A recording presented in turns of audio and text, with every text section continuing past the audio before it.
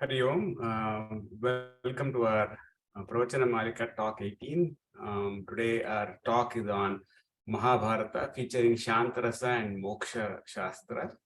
And we will start with a Veda Kusumanjali and a Sangeetanjali, and then we will go to the talk. So, Vasan sir, can you please start the Veda Kusumanjali? Yes, sir.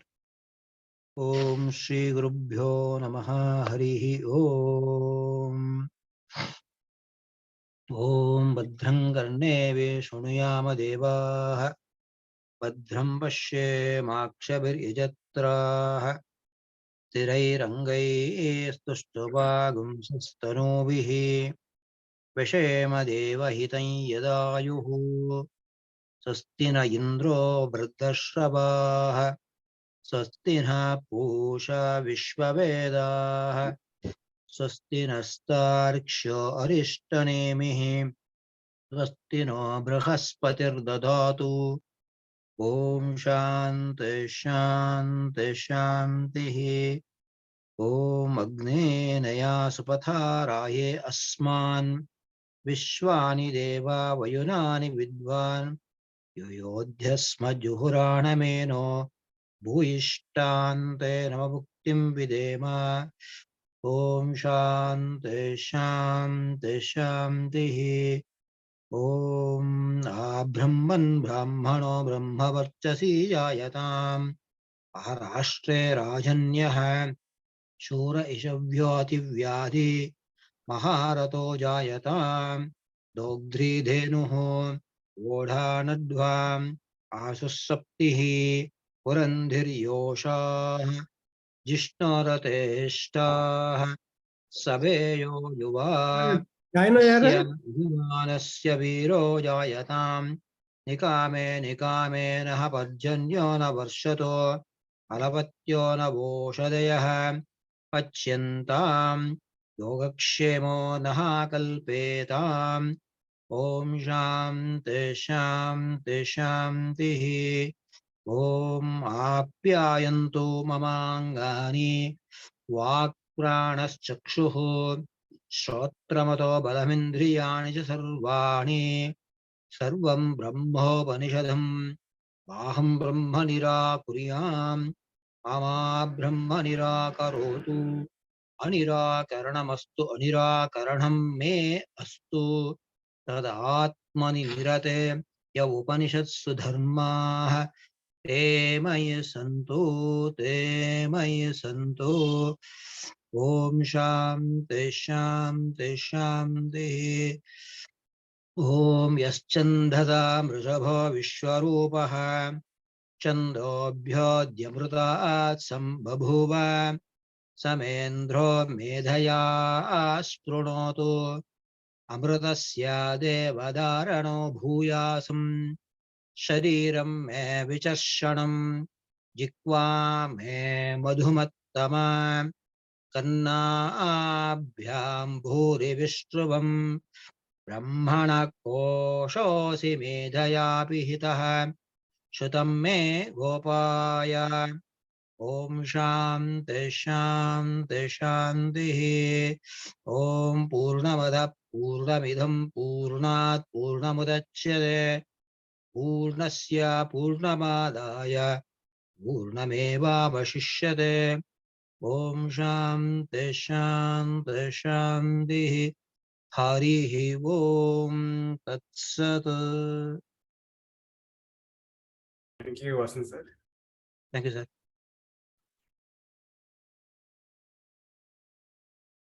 Play the Sangeetanjali now. Yes. Namaskara, my name is Sanmiti Amarnath. My father is a student at Veda Adhyayana Kendra. The song I will be singing today is Adida Noranga in the Raga Arabhi, Tala Adi and composed by Sri Purandara Dasaru.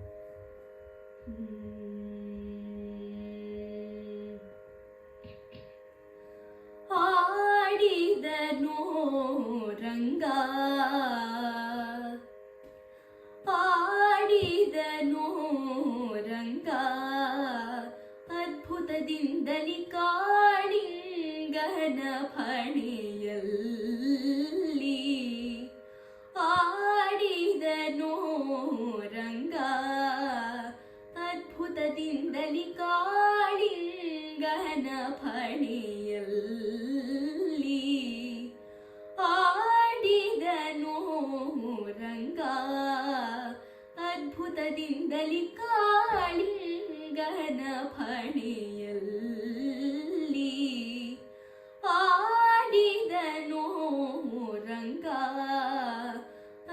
ಅದ್ಭುತದಿಂದಲಿ ಕಾಳಿಂಗನ ಫಣೆಯಲ್ಲಿ ಆಡಿದನೋ ರಂಗ.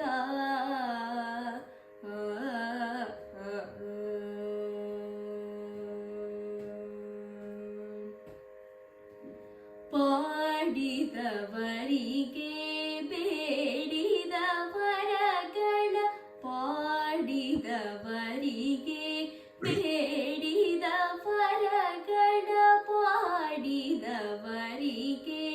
ಬೇಡಿದ ವರಗಳ ನೀಡುತ್ತಲೇ ದಯ ಮಾಡುತ್ತಲೇ ನಲಿದಾಡುತ್ತಲೇ ಬೆಣ್ಣೆ ಬೇಡುತ್ತಲೇ ಆಡಿದನೋ ರಂಗ. ಅದ್ಭುತದಿಂದಲಿ ಕಾಳಿಂಗನ ಫಣೆಯಲ್ಲಿ ಆಡಿದನೋ ರಂಗ.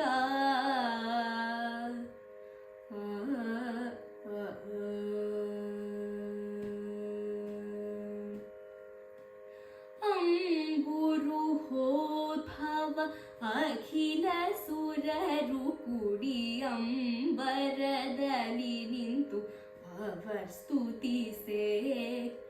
ಅಂಬುರು ಹೋದ್ಭವ ಅಖಿಲ ಸುರರು ಕೂಡಿ ಅಂಬರದಲ್ಲಿ ನಿಂತು hour ಸ್ತುತಿಸೆ.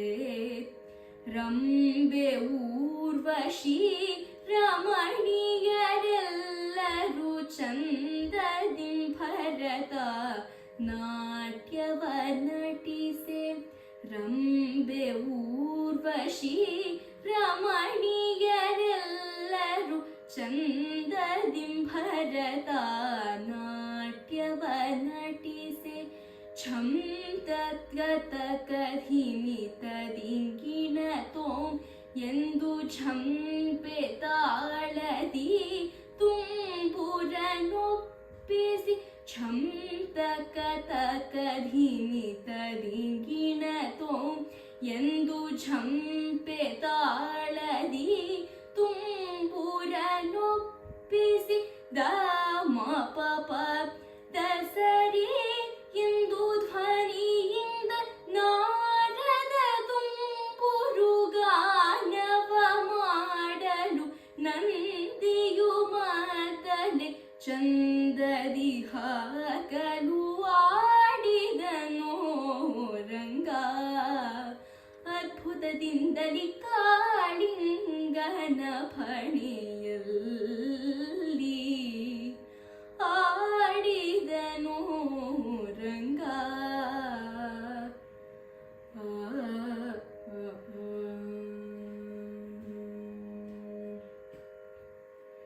ಸುರರು ಪುಷ್ಪದ ವೃಷ್ಟಿಯ ಕರೆಯಲು ಸುದತಿಯರೆಲ್ಲರೂ ಪಾಡಲು. ಸುರರು ಪುಷ್ಪದ ವೃಷ್ಟಿಯ ಕರೆಯಲು ಸುದತಿಯರೆಲ್ಲರೂ ಪಾಡಲು. ನಾಗ ಕನ್ನಿಕೆಯರು ನಾದನ ಬೇಡಲು ನಾನಾ ವಿಧದಿ ಸ್ತುತಿ ಮಾಡಲು. ನಾಗ ಕನ್ನಿಕೆಯರು ನಾದನ ಬೇಡಲು ನಾನಾ ವಿಧದಿ ಸ್ತುತಿ ಮಾಡಲು. ರಕ್ಕಸರೆಲ್ಲರೂ ಕಸವನೆ ಕಂಡು ದಿಕ್ಕು ದಿಕ್ಕುಗಳಿಗೆ ಓಡಲು. ರಕ್ಕಸರೆಲ್ಲರೂ ಕಸವನೆ ಕಂಡು ದಿಕ್ಕು ದಿಕ್ಕುಗಳಿಗೆ ಓಡಲು. ಚಿಕ್ಕವನಿವನೆಲ್ಲ ಪುರಂದರ ವಿಠಲ ವೆಂಕಟರಮಣನ ಬೇಗ ಯಶೋದೆ ಬಿಂಕದುಳೆತ್ತಿ ಮುತ್ತಾಡೆ ಶ್ರೀಕೃಷ್ಣನ ಆಡಿದನೋ ರಂಗ. ಅದ್ಭುತದಿಂದಲಿ ಕಾಳಿಂಗನ ಫಣೆಯಲ್ಲಿ ಆಡಿದನೋ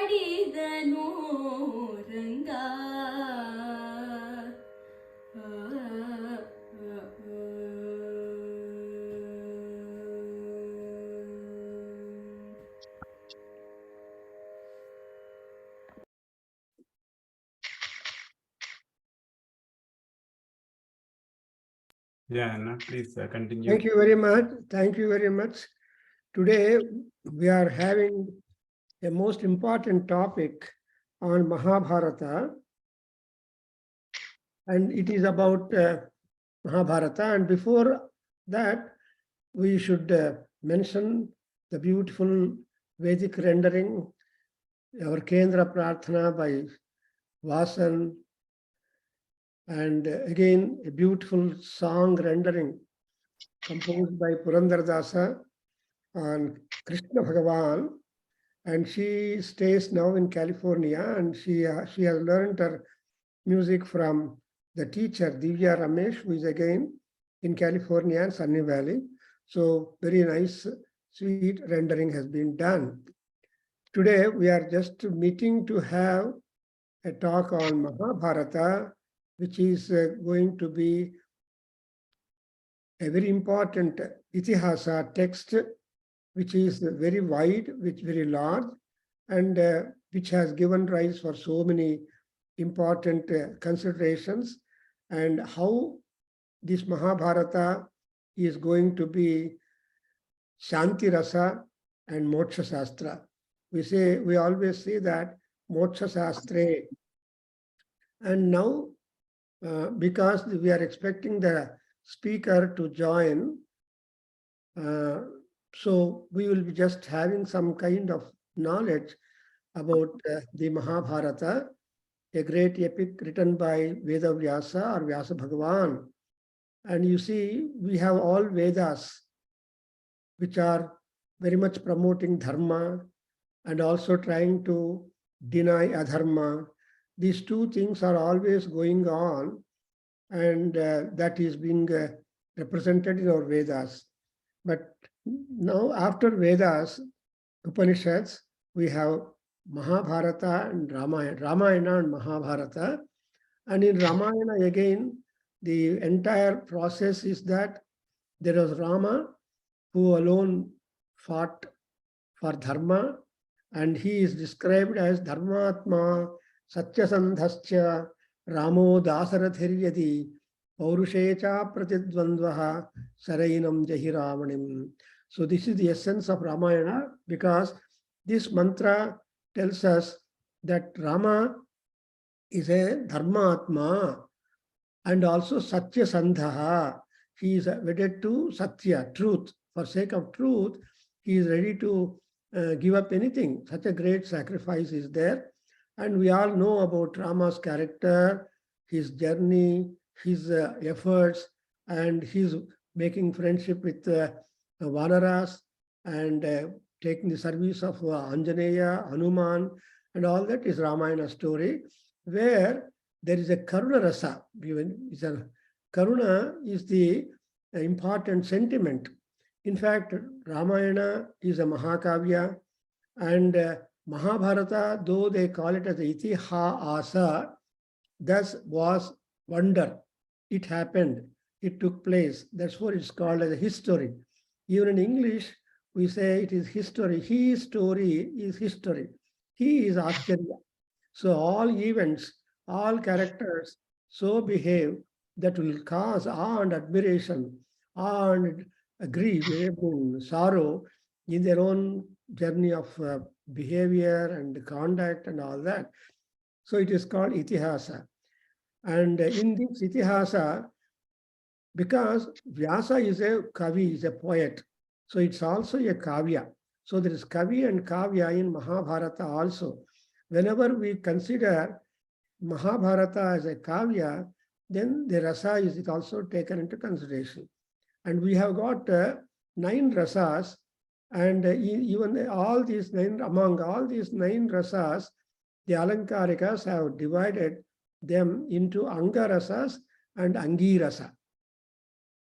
Angarasa means they play a role in the entire story or Kathavastu of the Kavya. And Angirasa is the main stream that is being maintained all through the Kavya. Therefore, we have 2 divisions, Angarasa and Angirasa. And what are the rasas? There are 9 rasas: Srungara, Ira, Karuna, Adbhuta, Hasya, Bhayanaka, Bibhatsa, and so on. But Shantarasa is also added later on, that of all that Shantarasa is also important. That is the sentiment of peace. Sentiment of, whenever there is a sentiment of peace as a main thing, that is a stepstone or for the moksham, for emancipation, enlightenment, self-delight, self-enlightenment, and self-realization. That's why Shantarasa is an important thing. But Mahabharata, Karuna is important even for Shanta. The Karuna is the foundation. So Karuna, Bhavbhuti, a great dramatist in Sanskrit, he says, Eka eva rasaha karunaha eva. He just points out that Karuna is one rasa, compassion, kindness, daya, whatever it is, from that only. Karuna also means Vishada, and that's why we have Karuna rasa, main sentiment in Mahabharata. But the ultimate of all the rasas is Shanta rasa. Today's topic happened to be Shantarasa, and Moksha Shastra is Mahabharata. It is interesting, and this particular feature people forget. And Shantarasa is Dharma, and Karuna or otherwise Rasa is called Adharma. So Dharma and Adharma are applying to these things. And moreover, the Mahabharata is containing more than 1 lakh slokas. But this Mahabharata has undergone 3 stages. One is called Jaya, Bharata, and Mahabharata. And in certain say that more and more slokas have been added. Ultimately, we have got the Mahabharata. But the first name of Mahabharata is called Jaya. Jaya means victory. And victory for Dharma. And ultimately Shanta. And Bharata is belonging to Bharat, the country. So all people, the Kauravas and the Pandavas, they're all declared as the Bharatas. And Mahabharata, because it was a fight that occurred between large strength of army, that is 11 Akshohinis, and small 7 Akshohini Sainyam. But because Krishna, the Dharmodharaka, Vedodharaka, is on the side of Pandavas. So Dharma Rakshana and Dharma and Shanti establishment has taken place. So now let us see why the Shanta means nothing should remain beyond. When once the work has taken place, then there should be peace of mind. There should not be any tag to that. That is what is called Shanta. Sham is important for that. Sham means Shanti, and where there is happiness, Shanti, or satisfaction, and all that is there, that is Shantarasa. And so, as we see the story in Mahabharata, we have seen so many emotions and feelings, and more so, on one side, the Kauravas, on the other side, Pandavas. And Pandavas voted for Dharma, voted for truth, voted for that. And therefore, they have to undergo a lot of differences in lifestyles. And ultimately, they have to go to forest and live 12 years there, and also do Ajnatavasa and come back. And in case of adharmic people like Duryodhana, Karna, and Shakuni, and Dushasana, and other brothers of Duryodhana, and in spite of so many people like Bhishma, Drona, Kripa, Ashwatthama, and all such great warriors, soldiers, scholars were all there. But nobody has freedom to promote Dharma, to promote their own intentions or decisions, because they're all committed to Duryodhana, who never accepted any kind of sharing of land or anything, but he was always ridden with jealous. Therefore, that is because the king is like that, the followers have got to be like that. And in this Mahabharata, we have got very good number of gems. And for example, we have got in that first one is we talk Bhagavad Gita is there, Ratnas. Then we have got Vishnu Sahasranama. Then we have got Viduraniti, and then we have got also Sanat Sujatiyam. These 4 books will contribute for the Shantarasa. Say, unless one has activity to the full satisfaction, they will not be going to the Shanti. One cannot keep things pending. And therefore, we have the first most important text in Mahabharata to add to the Shanta sentiment is the Bhagavad Gita, where Lord Krishna himself is the teacher, is the instructor, is the guru, and he is the promulgator of Shanti, which could be attained and enjoyed only after required vigorous activity, wherefrom one should not serve. And in Bhagavad Gita, we have got the most important stress upon the Janma and Karma. Janma is the birth, and every Janma has got the Karma attached to that, and these have got to be maintained and promoted. And in between, we have got other factors also, that gunas, sattva, rajo, and tamo guna.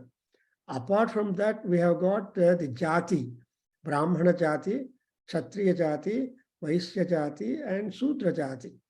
So all these jati dharmaha, kula dharmaha, guna dharmaha, and janma dharmaha, manava dharmaha, all are very well illustrated in this particular text, this Bhagavad Gita. And ultimately, what should be the choice to the people born in the respective clan or varnas? And that also is being marked out by Krishna. And therefore, for getting the peace, one has to work. If you shirk from the work and not attend compatible to your birth nature, then it is not at all leading to Shanti, and it is not at all leading to moksha. Therefore, one has to do. That's why in Bhagavad Gita of 18 chapters, only in first chapter, first sloka, that Dhritarashtra showed what kind of fellow he is. He said, Dharma Kshetre, Kurukshetre, Samaveta Yutsavaha, Mamaka Pandavaschaiva, Kimakurvata Sanjaya. There we have to mark the wordings Mamakaha Pandavaha, that Mamaka and Pandava, that makes people restless.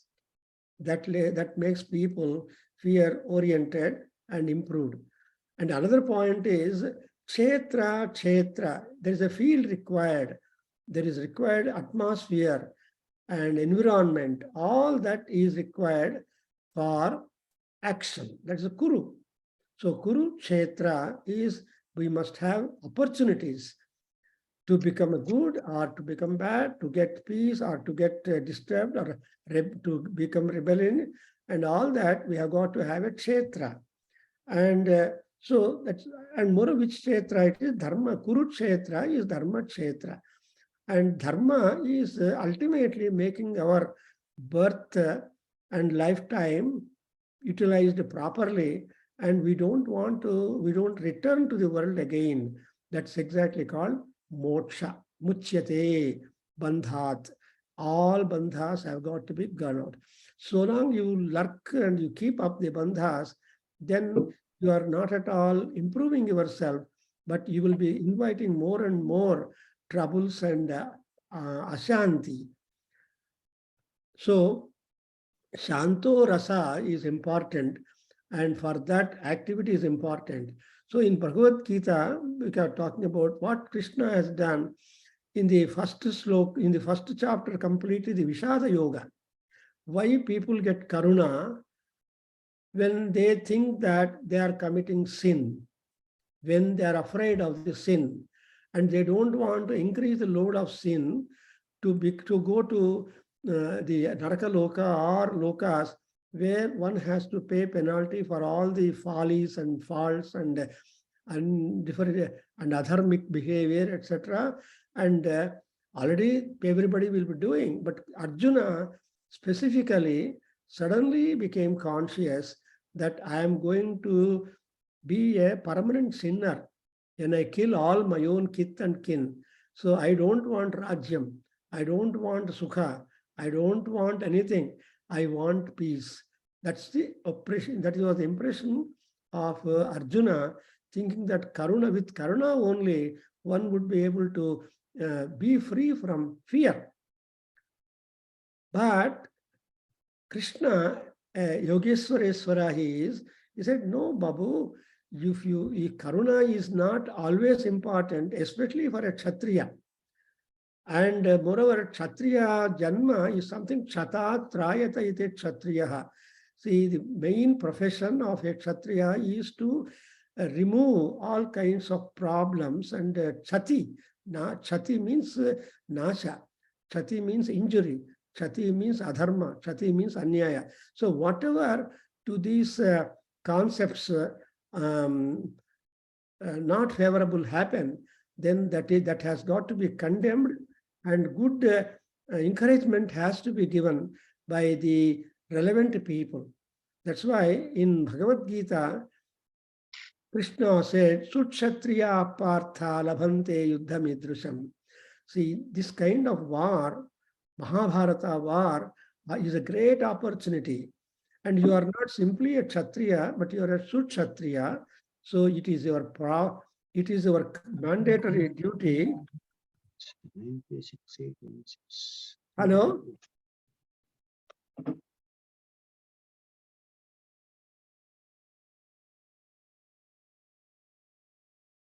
Yes, please. Thank you. We are waiting for you.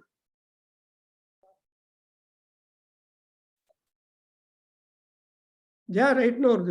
So I'm introducing the topic, expecting you, sir. Please join. Mahabharata Shantaras. Thank you very much, please. 45 minutes minimum or for 1 hour, whatever it is.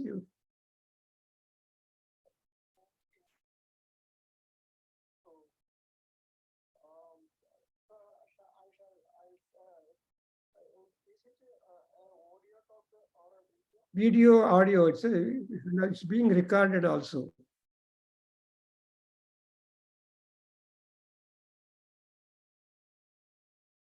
The speaker is on, 2-3 minutes, he'll be joining we are so happy. And next one I thought about as a preamble for this Mahabharata, Shantarasa and Moksha Shastra, we have the Vishnu Sahasranama. Everybody is familiar, not with the text of Mahabharata, because Mahabharata is not a Parayana Grantha. It will not bring any merit at all to anybody who does Parayana of that. Ramayana is a Parayana Grantha, is a religious book also, apart from many other considerations. And in Mahabharata, we have one more important thing. If at all you want to have some kind of remedy, Parayanam purpose and all that, we have only suggestion to make the Virat Parva Parayana. Virat Parva, some episodes. Hello?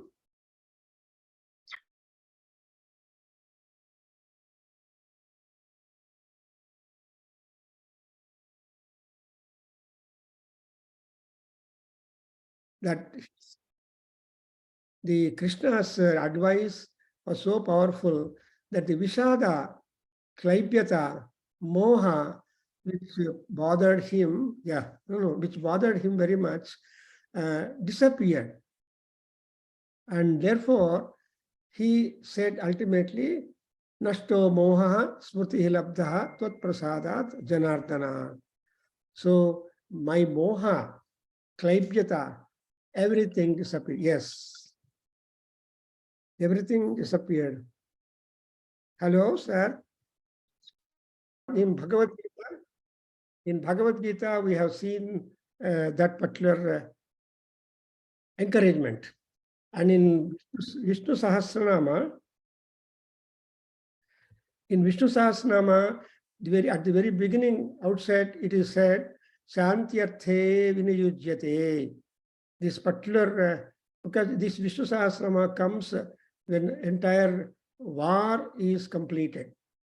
When war is over, at that time, Krishna took his nephews and other people to Bhishmacharya and requested him to talk about himself or talk about Krishna.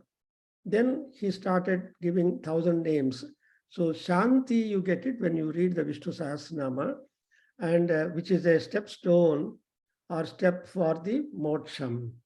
And again, the Shanti is found in the Vidaraniti, the moral science, where when Dhritarashtra was completely gripped by fear, gripped by diffidence, and when his mind was not stable, and what would happen tomorrow in the open court, because Sanjaya returned from Dharmaraja after their Vanavasa and chided Dhritarashtra for his behavior, giving entire responsibility to the four people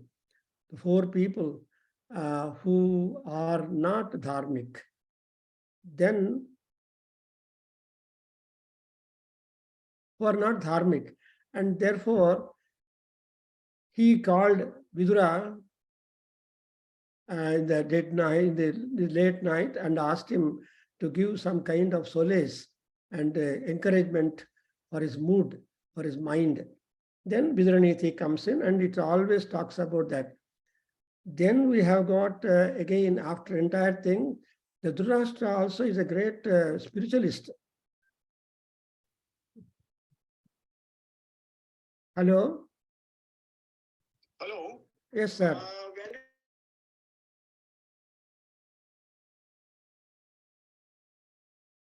Dr. Yeah, today's speaker is Dr. Rajendran, professor of Sanskrit, Calicut University, Calicut, and he is also my guru. I had the opportunity of listening to him a number of times in 1991, 93 or so, when we went, when there was one workshop organized in the Calicut University. Right from then, he has been very kind and affectionate and a great scholar. And again, we had the opportunity of him when he visited Bangalore. He visited our Veda Adhyayana Kendra and gave one talk on the tradition, ancient and modern tradition. And again, we had the opportunity of listening to him on Gita Jayanti Day, sometime, I think 19 or so. And he spoke on Bhagavad Gita and gave a lot of good advice. And he has been awarded or given the honor of Veda Sri by our Veda Adhyayana Kendra and World Association for Vedic Studies, Bangalore chapter.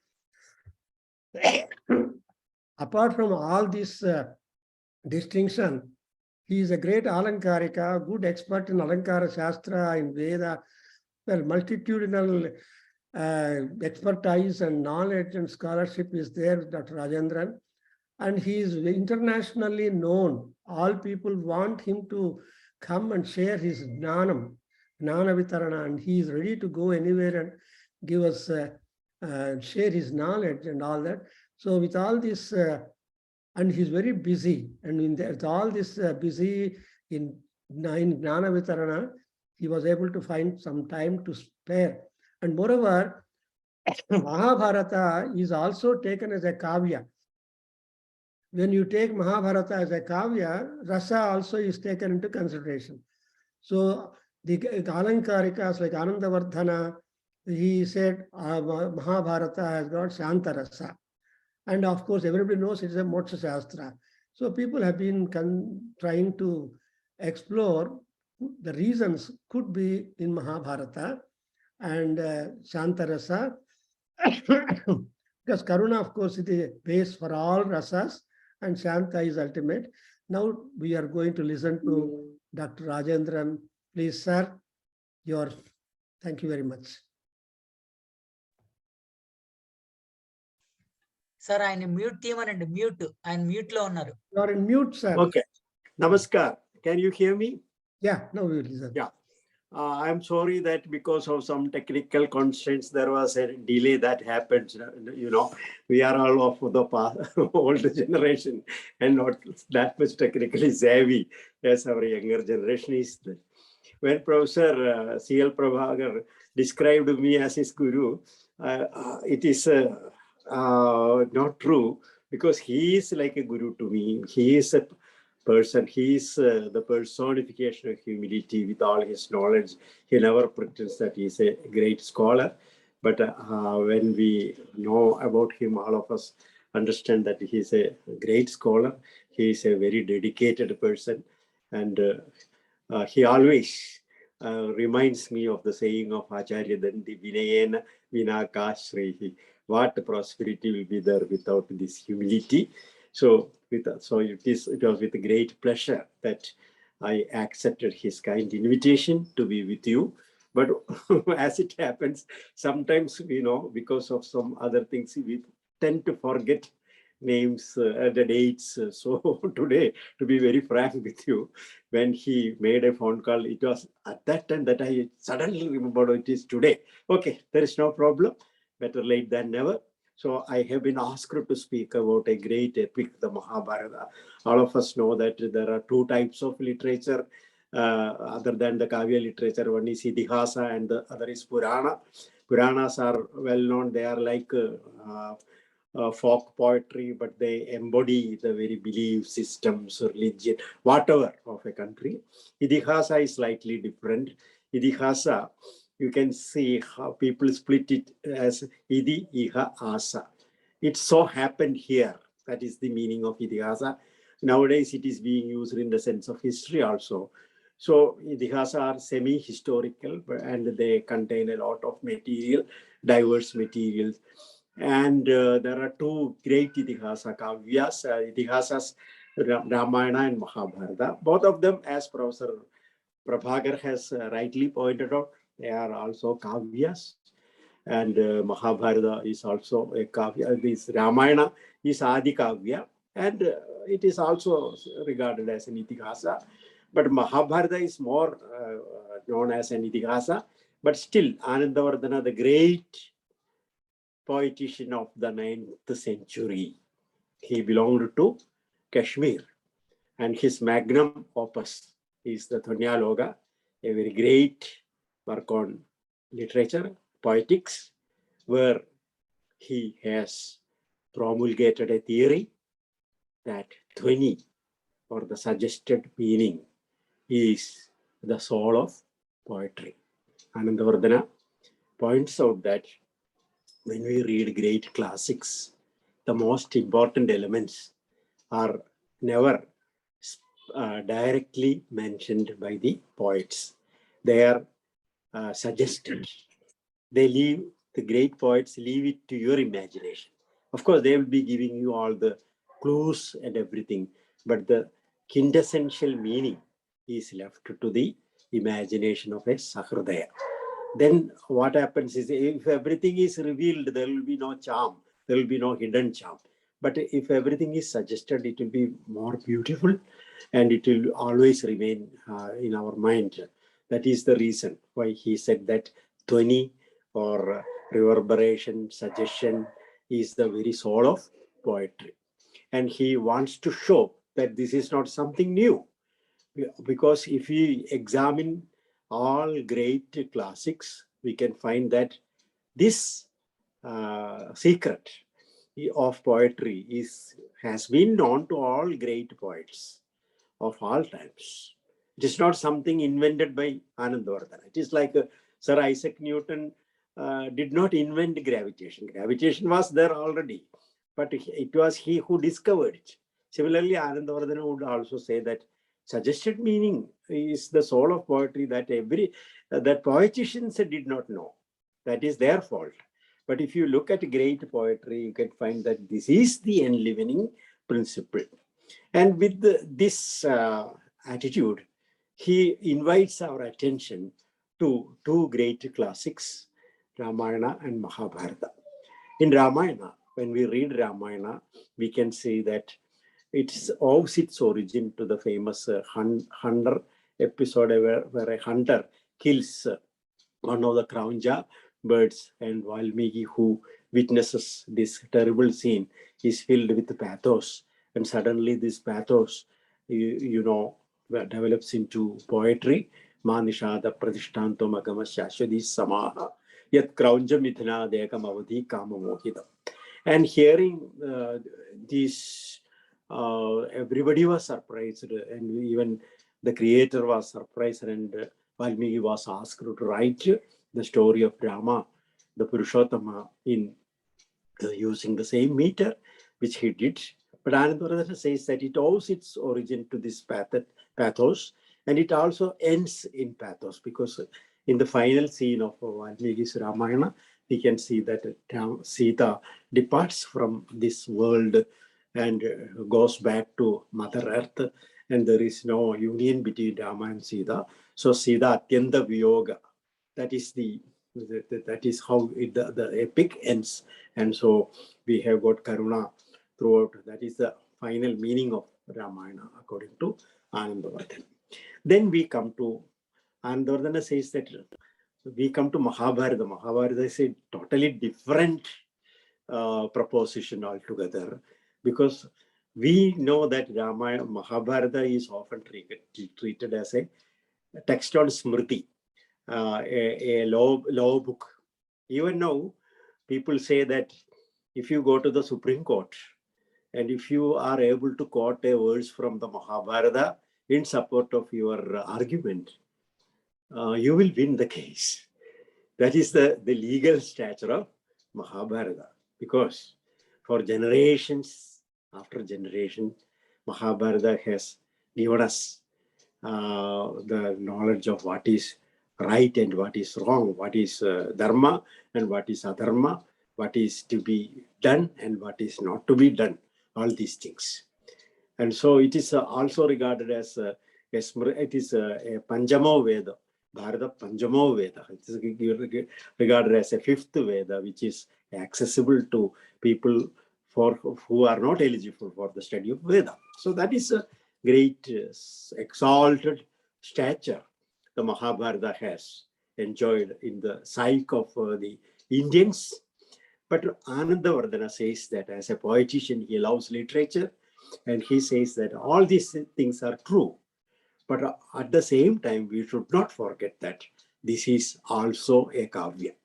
He says this is all, he does not say that this is only a kavya. He says that it is also a kavya. It is a shastra and it is also a kavya. So Anandavardhana uses the word shastra, kavya shastra anyayini Mahabharata. Mahabharata, kavya shastra chaya anyayini Mahabharata. It has got the chaya or the luster of both a kavya and a shastra. So what is a kavya? What is a shastra? That we have to understand first of all. Shastra is always the root shastra is related to shasanam, instruction. So there is a saying about shastras in Sanskrit: pravrittirva nivrittirva nityena kritagena va pumsam yeno padishyeda tat shastram apidhiyate. That is a shastra or a scientific treatise which instruct people with what is pravritti, what is to be done, what is to be not to be done, nivritti, pravritti. And that is done through nityena kritagena va, through perpetual, to eternal words, that is the Vedas, and kritaka, that is artificial or man-made, that is the Smriti Grantha. So this is the manner in which Shastra has been defined. So in Shastra, you will always get you will get the Shasana or instruction about mainly about Purusharthas, because Indians have put everything in a nutshell. The beauty of Indian civilization is that we have got a very coherent view of human life, and here Indians have for generations believed that they have asked the question, what is the aim of life? And they say that there are 4 aims for Purusharthas. They are called Dharma, Artha, Kama, and Moksha. Here, Artha and Kama, everybody knows. Kama stands for all sorts of material pleasure, sensuous pleasure. And Artha stands for material wealth, power, everything which make you proud. All of us enjoy these things. Then comes virtue or ethical code. Without that, no society can thrive, and that is dharma. And finally, there is moksha also, that is emancipation. That may not be that much clear to people, especially when they are young. But when you grow older and you understand the life, you understand the transience of life, you will be aware of the fact that there is some higher reality in which we want to merge ourselves, and the end of our material life or bodily life is not the end of everything.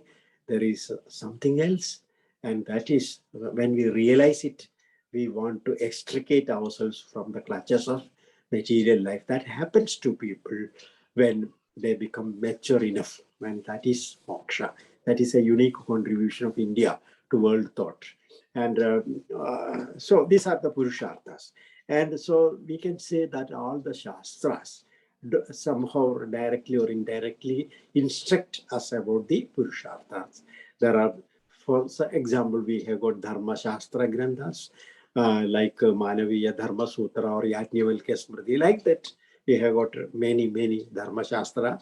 We have got Valsyayanas Karma, this Kama Shastra. We have got Artha Shastra of Kautilya, and we have got Moksha Shastra in the sense of all these Vedantic texts, treatises, all these darshanas, we can say are Moksha Shastras. So with this perspective in his mind, Anandavardhana says that this Mahabharata is also, it's a poetry and it is Shastra also. And so he says that then it should have some hidden meaning. If it is a poetry, it should have a suggested meaning. If it is a Shastra, then again there should be something hidden in it. What is that? What is the ultimate meaning of Mahabharata? This is a question which is posed by Anandavardhana. You just imagine, he is speaking about a huge epic, which is 8 times Homer's Iliad and Odyssey put together. That is the size of Mahabharata, which consists of more than 1 lakh verses. And here, Anandavardhana, the poetician, says that if you read the entire Mahabharata, you will find that there is a hidden meaning. And he says that what is the hidden meaning? As a kavya, it ends in the Shantarasa. And as a Shastra, its final message is moksha. So when Anandavardhana says that, then the Purvavakshin or the is not convinced. He will raise certain objections. Look here, in the Mahabharata, what is there has been stated everywhere. We know that dharmecha, arthecha, kamecha, mokshecha, Bharatarshava, yadiha asti tadanyatra yenneha asti natat kuchit. That is a very famous statement. Whatever there is in dharma, artha, kama, and moksha, it is here. Whatever is not here, you cannot find anywhere else. That is it. So we can say Vyasochishtam Jagal Sarva. That is a saying. Yeah, everything in this world has been touched by Vyasa. So there is nothing else. If you read Mahabharata, you have read everything in this world, which is worth knowing. And so that is the saying. But here no privilege is given to either Shantarasa or Moksha. And if you go to the Anukramani, Anukramani will be there in all the major works, epics. There will be an Anukramani, they will be giving you the contents. It is like a table of contents. There again, it is said that all the Shastra, all the Purusharthas, all the Rasas, but no exclusive privilege is given to either Shantarasa or Moksha Shastra. So how can you say Moksha Purushartha? How can you say that Shantarasa is the suggested meaning of Mahabharata? What evidence have you got to suggest? So Anandavardhana brilliantly anticipates these Purvapakshas, and he says, look here, we can see one thing you have to bear in mind. Great poets will not reveal the innermost things directly. They will leave these things to your suggestion. That I have already pointed out. That Mahabharata, that Anandavardhana says. So in the Mahabharata, if you look at the Anukramani, you do not find any mention of this Shantarasa or Moksha directly. This is a Idihasa which gives importance to Moksha or Shantarasa. No, nothing like that. I agree. And Dardana says, I agree with you. But at the same time, it has been suggested. It has been suggested. How is it suggested? It is suggested by a single line in the Anukramani. All these things are mentioned. And finally, there is a sentence. Bhagavan Vasudevascha kirtyade atra sanatanaha. Bhagavan Vasudevascha kirtyade atra sanatanaha. A small sentence. We may not even notice it because everything is at the end. This is a final. But Anandavardhana says that when you read classics, you should be very, very careful because there will be something in the margin or there will be something in the end. There will be something which is unobtrusive, insignificantly put. That is deliberately done by the poet because the poet knows that the ideal Sahridaya will be able to understand the import of it. So that is why he has said, Bhagavan Vasudevascha kirtyade atra sanatana. What is the meaning of Bhagavan Vasudevascha kirtyade atra sanatana? Here, the eternal Vasudeva is also extolled here. Cha, there is a, is also, in addition to all these things. Then Anandavardhana invites our attention to this passage. You look at this passage closely. What does it mean? Here, Vasudeva, what is the meaning of Vasudeva? Vasudeva Syabhatyam, one. That is, there was Krishna, Vasudeva. Vasudeva, Krishna was there. He was the son of Vasudeva, who was there in Mathura and who was imprisoned by his brother-in-law Kamsa. All these things we know. So, does it mean that Krishna is also being praised here? Then Anandavardhana says, no, it is not the meaning of it. Because Vasudeva has been given an adjective. Sanatanaha Vasudeva. What do you mean by Sanatanaha Vasudeva? Who is eternal. And what do you mean by Sanatana? That is, then eternal Vasudeva means, does not mean the incarnation, the Madhura Pradurbhava. The incarnation in Madhura. No, it is something greater than. It means that this is the supreme Brahma. I am Avarimeya Brahma. That is the meaning.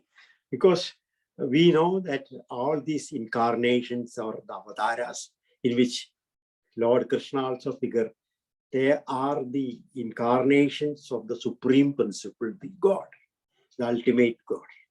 So Anandavardhana has got, he belongs to, he subscribes to a Eshwara Vedanta, not the Vedanta of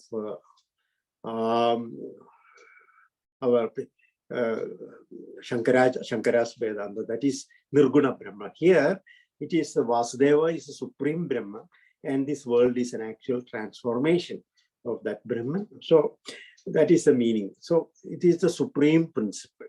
Supreme principle. So even moksha is not ultimately release, but it is a Bhagavad Praptipaya. It is a method through means which you will be able to enter into the presence of the God.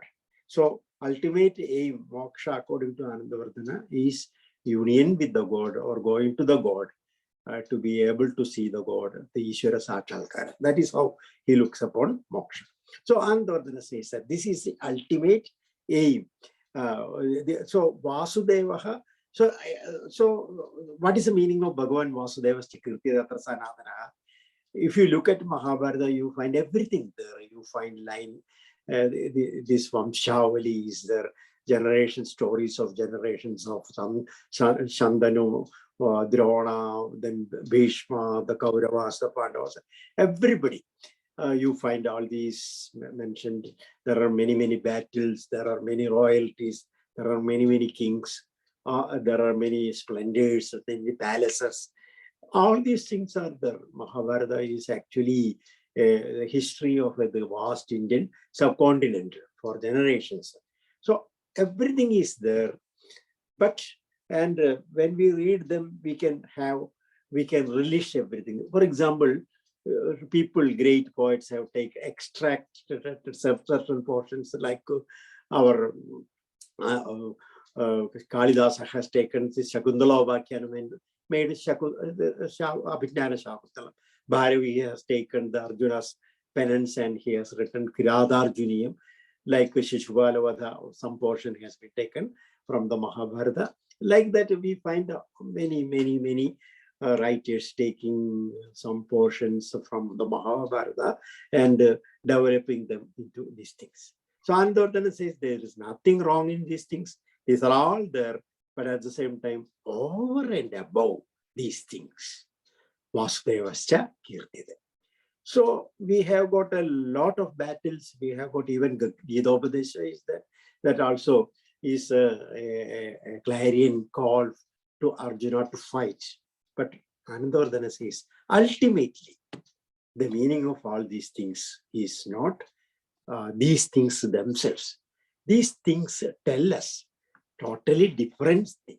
Because when you read the story of the Mahabharata, you can see Anandavardhana says, I am quoting him, Vrishni Pandava Virasa Avasana Vaimanasya Dayinim Samaptim Upa Nibathanata Bhagavada Bhagavada Vyasena. So Vyasa, who has concluded this whole story with the Virasavasana, the tragic end of Vrishnis and Pandavas.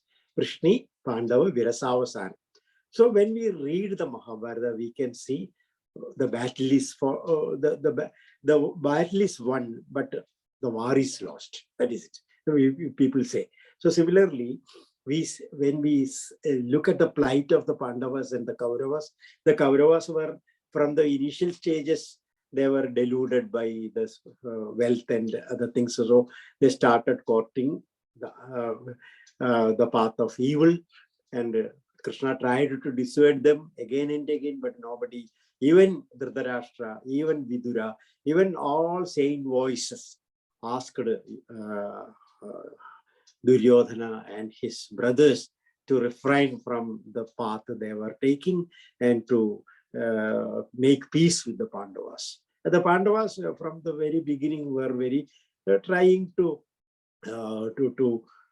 adjust themselves, but at the same time, it was impossible for them to move further, because when Krishna wanted at least a village or at least a house for them to live there, this was also haughtily turned out by Duryodhana, and there was nothing available for the Pandavas except to fight. That is the reason why Krishna had gone all the way to the camp of the Kauravas to plead them to make peace with the Pandavas, but they didn't agree. So they had to fight, and there was a terrible war. In that war, there was all is fair in love and war, isn't it? So there was nothing fair. Even the Pandavas had to resort to all these unethical means, like when, for example, Shikhandi was transposed in front, and Arjuna used, his arrows to defeat Bhishma, like that. And we know that in the combat between Bhima and Duryodhana, again, unethical things means were employed. All these things are part of history. All these things are directly mentioned without any inhibition in the Mahabharata. The Mahabharata does not whitewash anybody. Then Karna also. Karna's chariot suffered at that time. Krishna asks Arjuna to kill him, and that was done. Then what happens? You see, at the end of the war, Yudhishthira says that I have not slept for all these years thinking about Karna. When I wake up, I see Karna. When I sleep, I see Karna. Now Karna is gone. I am going to sleep today. That is what he said. But ironically enough, on that day, it is revealed to him that Karna was his own brother, his own blood. And so he could never sleep even afterwards. That is a tragedy. So everybody suffers like that. The victorious people, and Panchali was after the blood of Duryodhana and Dushasana, rightly so, because she was humiliated in the assembly. But what happened? Her own children were all killed by Ashwatthama on that fateful night. So everybody suffers in the Mahabharata. Even the victorious people become the vanquished. The vanquished people are all dead and gone. And the victorious people also, they become so unhappy. And Yudhishthira, conducts a sacrifice at that time. He's humiliated by a rat, isn't it? So such stories are there in the Mahabharata to show you the futility of the war. And so Anandavardhana says the same thing happens to Krishna also, because when Gandhari, there is a famous episode of Gandhari's lamentation.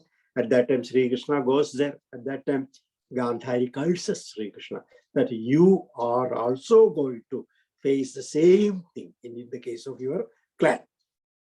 You know what happens when a philosopher, the philosopher will be telling other people to endure pain and pleasure equally. But there is a saying in English, a philosopher's toothache.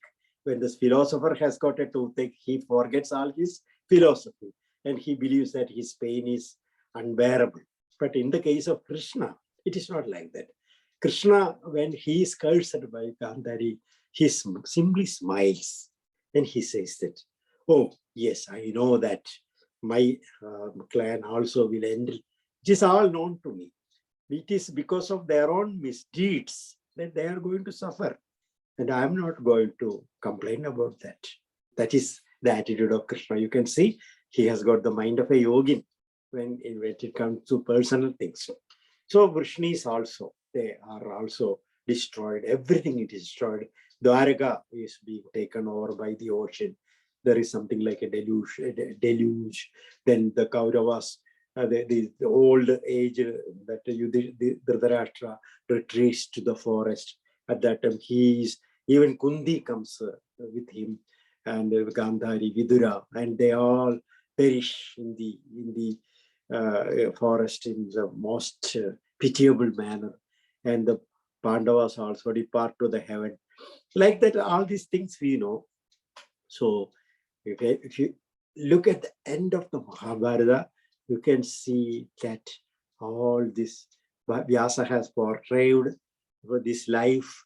It is not perennial. It is not eternal. It is transient. So don't be deluded by these things which are around you. That is the meaning. So if you look at the end of the Mahabharata, the message is very clear. So all these things which I have described, all this splendor, all this royal power, all this valor, all this whatever is courted by human beings, all these things are not worth pursuing. So don't go after these material things. Be after the ultimate element. That is the ultimate Brahman, the supreme principle. And that is the message given by Vyasa. If you look at the design of the Mahabharata, it is like that. So all these things are there. These are all Purvapakshi-krita. Purvapakshi-krita. These are all, are to be rejected. These are all arguments which are being rejected ultimately. And what is ultimate principle? That is the supreme Brahman. And you be devoted to that. This is and Anandavardhana says, Ayachin Niguda Ramaniya Artha. Nigudascha so Ramaniyascha. It is concealed and it is beautiful. That is the meaning of Mahabharata. And so what does that mean? It is Nirveda, nothing. And that is, you become, you become disillusioned with this world, and then the Shantarasa, it ultimately ends in the Shantarasa. So Shantarasa comes because of Shama is Sthai Bhava. Some people, there are different views about that. I am not going to enter into this controversy, whether Shama is Sthai Bhava, whether Nirveda is Sthai Bhava, whether Krishna, Kshaya, Sukha is Sthai Bhava. All these things are there. All these protagonists have their own justifications. Anyway, that Shama ultimately ends in the Shantarasa. So as a Kavya, when we read a Kavya, we have to look at the design, how it begins, how it ends, what is the import. That will not be stated by the poet directly in so much words. That will not be mentioned by the poet in the Anukramani. Then any child will be able to understand it. But only a Sahridaya will be able to understand the implication of a poem, a great poem. So here also it is that. And in order to reiterate this point, Anandavardhana adduces another thing. You know that Mahabharata has got 18 parvas, and in addition to that, there is a Khila parva which is called the Harivamsha. And Harivamsha is put at the end of the Mahabharata. What is the meaning of Harivamsha? What is the meaning of this? Harivamsha samapti upadipat. What is the impact of that? That is, all this material thing which I have described on all this, the very body of Mahabharata, they are immaterial. The ultimate thing is of Lord Vishnu, his exploits, all these things. So what I want to tell you is that if you want to get ultimate peace, happiness, then you don't be obsessed with the material pleasures and put your mind in the absolute, in the God. That is the message. That is the message of the Harivamsha being put as an appendix at the end. So Mahabharata, Anandavardhana says that Mahabharata ends with Harivamsha. So that is very, very important. Upakramaopasamharo, that is Talparya Nirnaya. There are many methods when you have got some problem about what is the import of a statement. Then you have to start from the beginning and the end, the Upakrama and the Upasamhara. In the Upakrama, there is a statement, Bhagavan Vasudevasya Kirtiyata Sanadana. In the Samapti, there is the Harivamsha. So very clearly, this reveals the meaning. Now, about it is a Shastra also, we have been discussing it as a Kavya. Then as a Shastra also, what is the import of Mahabharata? Of course, we can say that the Bhagavad Gita, does it teach moksha? Does it ask Arjuna to give up the worldly life? No, it is asking, Krishna is asking, Shuddham Hridaya Daurbalyam, Tektottishta Parandava. You give up your cowardliness and you wake up and you fight. That is the meaning. So, okay, so such things are there. There are many such places. There is a Bhishma-Upadesha, that is and there are many such passages, Vidura-Upadesha. All these things are there. See, ultimately, all this amount to moksha, because these things belong to the Dharma, Artha and Kama, belong to this world. Moksha is the ultimate Purushartha, which links the human being with life eternal. So we have to look at the moksha. That is the import of Mahabharata. So Anandavardhana says, if you analyze the Mahabharata, you can see that it has got a design. From the very beginning to the end, it follows a design. It has got an allegorical significance. If you do not understand this significance, that means you have not understood Mahabharata at all. You have not understood Mahabharata. And this ultimate meaning is very visible when we read between the lines. When we read the Mahabharata, when we think about it, when we ponder over its design, this meaning will be there. Now, another thing. So what is Mahabharata? Is it, you may be still asking me whether it is a kavya or whether it is a shastra. If it is a kavya, it cannot be a shastra. If it is a shastra, it cannot be a kavya. This is our stereotyped idea, isn't it? When, whether it is a kavya, this shastra is always, arid. Nobody will like it because it is very cumbersome. This is our perception. Kavya will be always giving you this alaukika ahlad. But Anandavardhana says that a kavya can also be a shastra. And Vyasa has shown us that this is a kavya and a shastra. That is the beauty of Mahabharata. The beauty of Mahabharata is that it is not an exclusive kavya or it is not an exclusive shastra. There are exclusive kavyas, plenty of them. There are exclusive shastras, plenty of them. But here there is a classic, which is both a kavya and a shastra. So as a kavya, it results in the Shantarasa. As a shastra, it gives you the meaning of moksha. Yes. And then he says that I will quote from Pandavadi Charita Varnanasya Vairagya Talparyat Vairagyasya Moksha Mulatvat Mokshasya Bhagavad Prapti Vayatvena Mukhyadaya Gidadishu Pradishchita. So here we have to be very careful about one thing. When we speak about moksha, in the truly Advaitic spirit, what is moksha? It is the ultimate level where there is not even the God. But here in Anandavardhana, the ultimate aim is Bhagavad Prapti. You reach the God.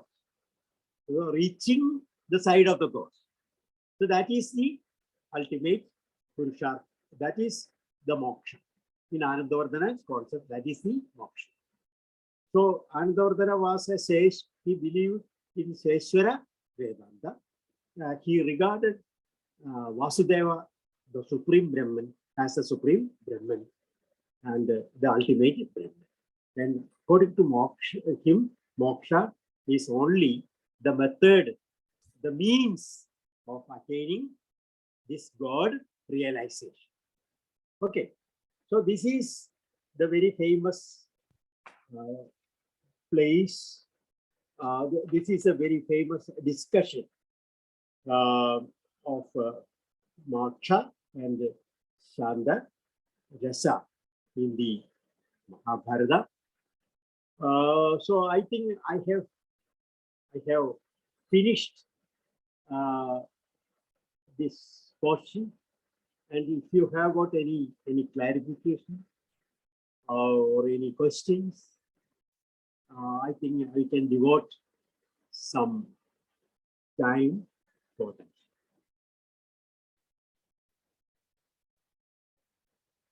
Thank you, sir. You have made a wonderful presentation. Actually, this is a debatable issue, but you have really explained what Anandavardhana has taken a stand and say that it is both. And moreover, we have also a lot of studies on Mahabharata. We have the Madhvacharya writing Mahabharata Tatparya Sangraha and some such, that is trying to explore the message and secrets and all that. Dr. Prabhakar, one minute. See, there is this raining heavily, so I have to make use of my earphone so that I can hear you. Just please excuse me for. Yeah. So, Raghav Garu, మీరు చెప్పవలసి చెప్తుండండి, చెప్పండి మీ అభిప్రాయాలు.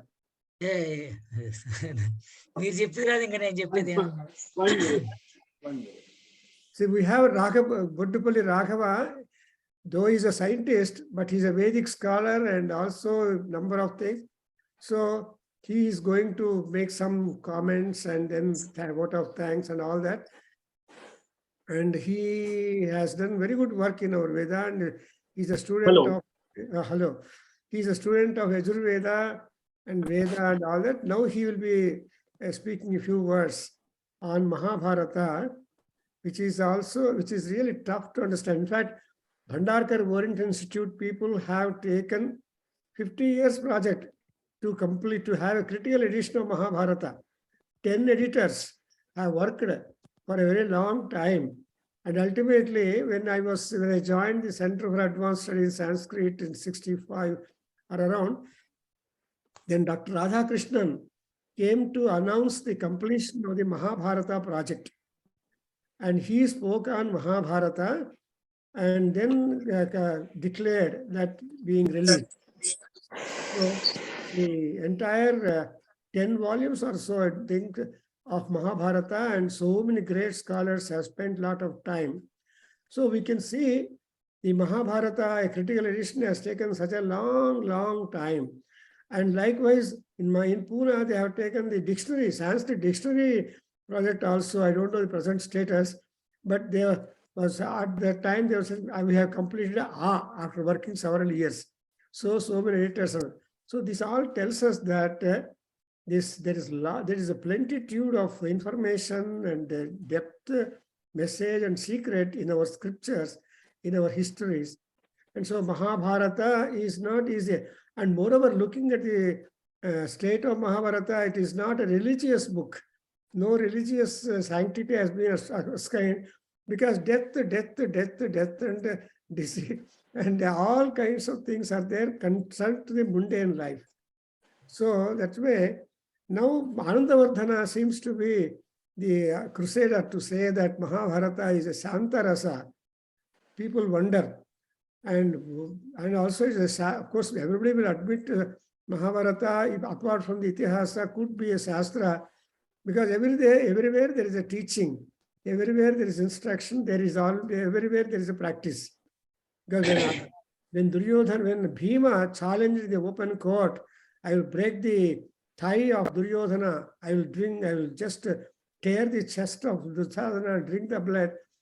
Well, opportunities should be created, and therefore Bhima and Draupadi were the only two people voting for the Yuddha, while all people were not at all favorable for the war. And moreover, the Mahabharata Yuddha taken for granted that it is a war between two daughters-in-laws of the family, Kunti and Gandhari. And mother is supreme in Mahabharata, father is supreme in Ramayana.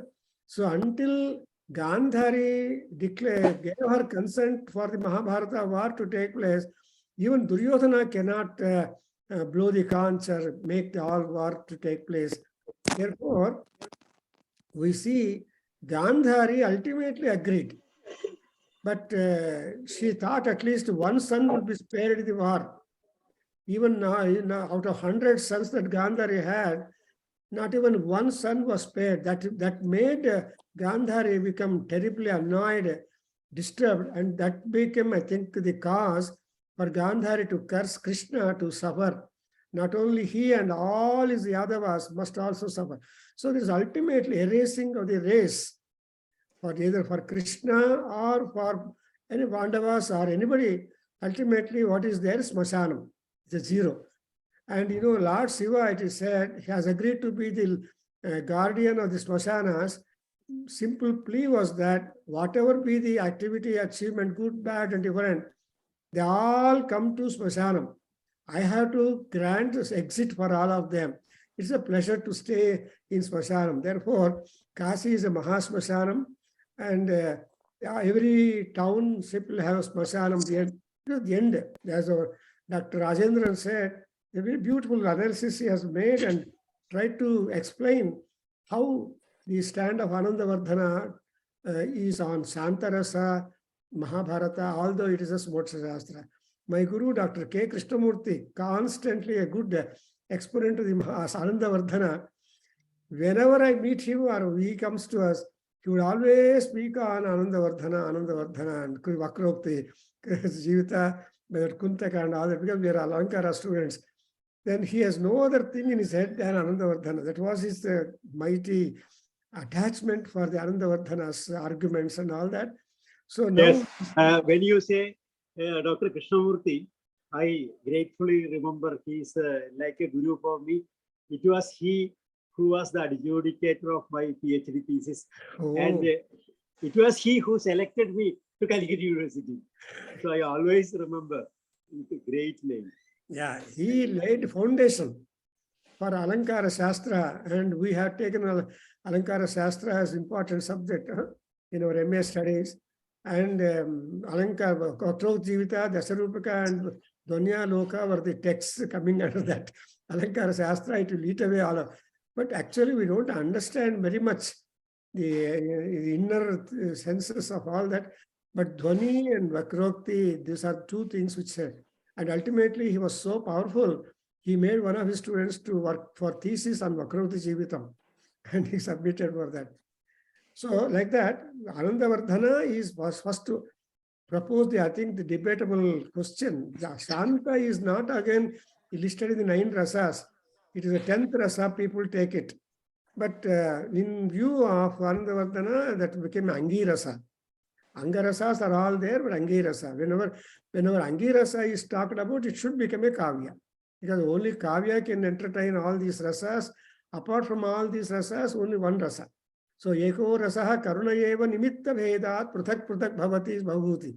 The karuna only takes different forms and shapes and styles and fashions because of the circumstances and all that. So, bhavati put it that karuna eka eva rasaha and all that. And karuna, of course, as is the foundation. And Shanta is the end, our beginning and ending, if you analyze. So Karuna is the beginning and Shanta is the ending of Mahabharata. Even Bhagavad Gita also Karuna. And even Krishna's first chapter is Karuna and 10th chapter is the Shanta because he worked out. See that all. See in Mahabharata it is said Bhima was able to put down 6 Akshayani Sainyam. The remaining 5 Akshayanis were given to the opportunity of other Maharathas and Pandavas side. So the management of the war by Krishna is really wonderful. And he wanted to get away, send away that Balarama, not to be a witness for the Mahabharata, because ultimately at the end, Balarama comes and says, what is this? You're killing, hitting Duryodhana on below the novel is completely banned. Why did you allow that? There is a lot of cheating.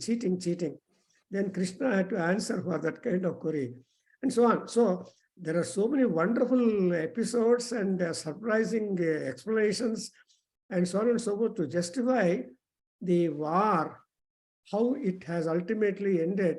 And even killing Karna is also good. Even killing the Dronacharya and that Aswathama becoming immensely angry upon Drishtadyumna because he held him by hair and cut off his neck. So touching the hair itself was taken very serious by the son Aswathama. And so he went so much angry that he killed the Upapandavas. Well, we see a lot of devastation, anger, ire, etc. working.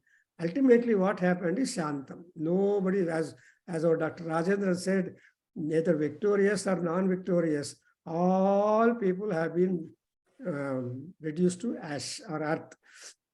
So that way, it is also an important argument to take Mahabharata as a Shantam, because ultimately what was Shantam, Shama.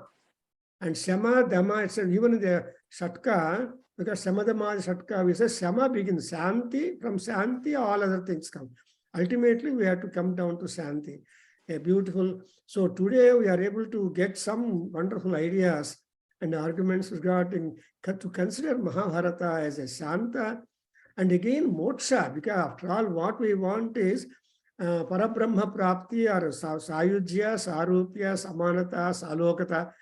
These are all the various stages or layouts in this moksha. Moksha is not simply one.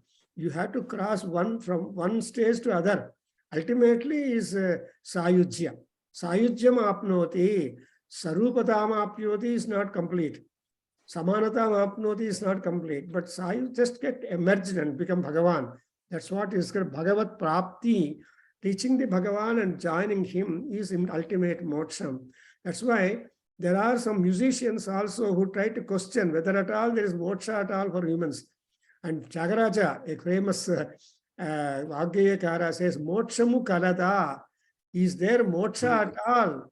Adi teliyaga cheppaga rara Rama. Oh Rama, please tell me whether at all there is moksha and what is that and all that. So like that, people have got a kind of quest, as our Dr. Rajan said, quest for God, quest for knowing the truth, quest for all these things. And so the Mahabharata is a very vast subject.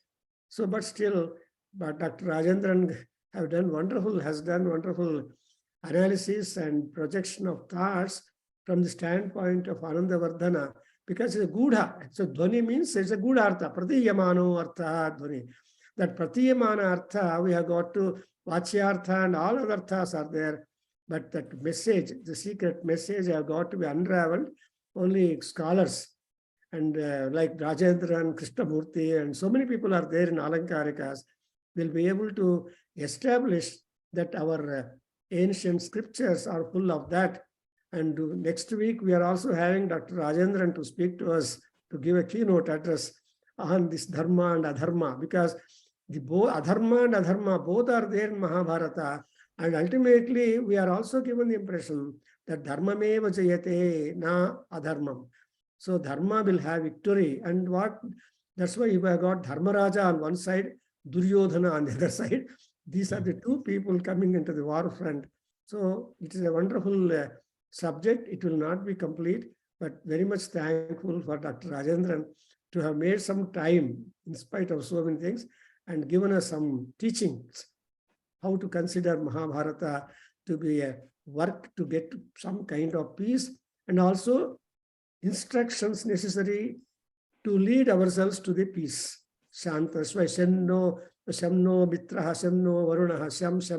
So, and Namaste Vayo Tvameva Pratyaksham Brahmasi. In Mahabharata, Krishna is a Pratyaksham Brahma who monitored the entire show, and we got all these things. Yeah, with these few words, I request Raghava Garu. He is also a seasoned scholar, but looks very simple and docile. And I ask him to. My pranams, Brahmasri Prabhakar sir, and today's speaker, very prominent works that he might have, Professor Rajendran, who might have taught in his Sanskrit lessons to several students on the Shastra and the Kavya, what he has today made a highlight on the Anandavardhana Kavya of Mahabharata. It was a wonderful speech, and it is I could make out from his voice that it has been there in his mind what he spoke, but not on his paper or on the computer screen. So he is such a wonderful speaker, and he was some of the points what he said which I liked was that great poets will not tell some important things directly, but they show that and they bring out the secrets in the Kavya or the Shastra in a way in the indirect passion. So that was the great message what Professor Rajendran has brought. And poets like Kalidasa has followed those things from Vyasa to bring out the Kavya of Abhignana Shakuntalam in a wonderful way. What is that which Vyasa also brought it. And the Mahabharata, that was the wonderful one what he has brought out. And in Telugu also it is a very famous one, the Harivamsham, and all the poems that are there in the Harivamsha. They were some of those things which were our lessons in the 10th standard and other classes.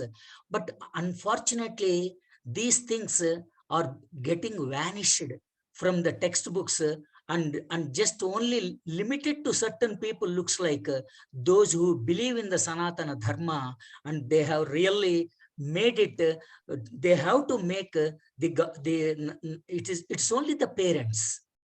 and what he said about Bhagavan Krishna in the Gitopadesha. So Professor Rajendran, I am sure he might have taught more than 40 years in his teaching career in the Sanskrit, and also in the other languages what he has learned. And he brought out an excellent analysis which Anandavardhana has brought in the form of the Kavya and the Shastra, and which I have learned a lot today. That was the great message from Professor Rajendran. So even each in a lecture from any person, if we learn something, he is our guru. So Professor Prabhakar is not only a guru, but also Professor Rajendran is also a guru today, whom I could see and whom I could listen to him. So it was a wonderful lecture which has been in my mind for some time. And also as Professor Prabhakar said, we are going to listen to him on 18th as a keynote speaker on the lecture, which I think several people will attend those lectures. And we thank you, sir, for your wonderful lecture, and we have enjoyed it. Thank you. Namaste, sir. Namaste. Namaste. Thank you. So, So, Prasad, so can I leave now? 1 second, sir. We'll just Yes. conclude with a Vedic prayer with the Shanti mantra. Yeah. 1 minute. Vasan is there? Prasad, tell me something. Sahano bhunaktu saha viryam karavavahai tejasvinavaditamastu ma vidvishavahai. Om Shanti Shanti Shanti. Harihi Om Tat Sat. Sarvam Shri Krishnarpanamastu. Shri Vasudevarpanamastu. Shri Veda Purusha Ashirvadostu. Om Tat Sat. Hari Om.